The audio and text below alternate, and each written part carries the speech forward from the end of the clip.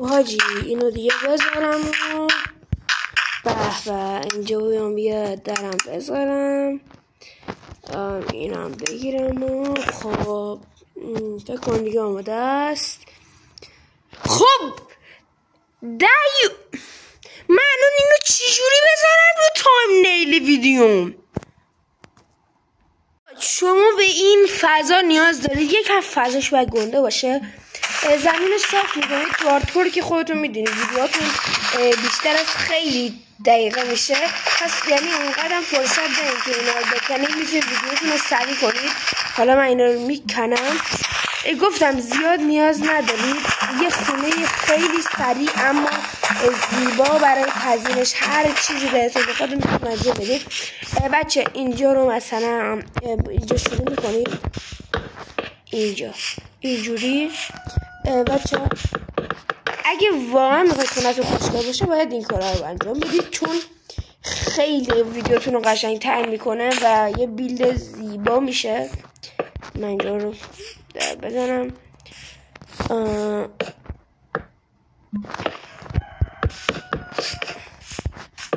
بچه همینجوری که میگم درست کنید. حالا از اینجا میاد اینور و دوباره از اینجا میکشیدش و دوباره به همون حالت قبلی برمیگردونید. خب حالا بچه ها شما اینجا مثلا زامن میذارید. حالا زامن چیه؟ یا 1 2 3 اینم 4. دوباره مثلا اینجا هم یه زامن واسش میذارید، 1. اینم زامنش. حالا منظورم از زامن چیه؟ دقیقا بخوام بهتون بگم بچه ها بهش میگن ستون انتقال دهنده. حالا من اسمشو میذارم ستون انتقال دهنده، که یعنی هر جا اینو میخوام بپیچم اینجا میذاریم، هر جا میخواد بپیچه باید شما اینا رو بذارید بهش. حالا من گفتم دیگه اسمش اینه. از نظر حالا ما میتونیم این کار رو انجام بدیم. بچه اگه میخواید خونتون قشنگ بشه میتونید از این بیلد استفاده کنید. بچه بعدا نتیجه هم میذاریم، نتیجه آخر ویدیو میبینید و همونجور که گفتم شما باید اینجا رو خوبی کنید. متاسفانه یکم طول میکشه این.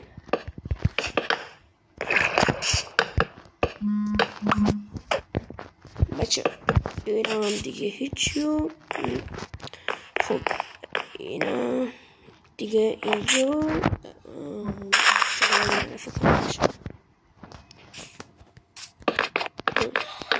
این هم 4 و دیگه از این طرفش ادامه پیدا میکنه.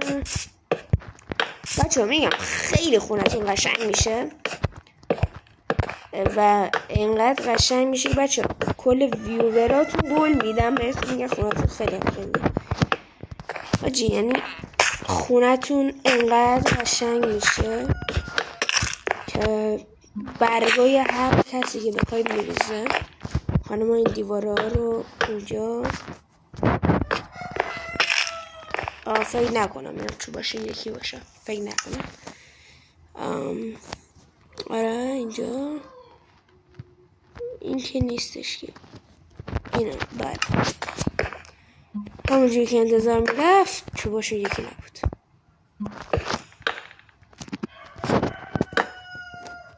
و خب اینجا شما مثلا اینجا رو میارید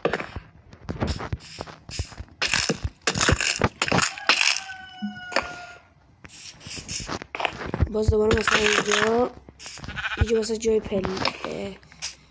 انتقال دهنده است. حالا بچه اینو میخوای خوشگل ترش کنید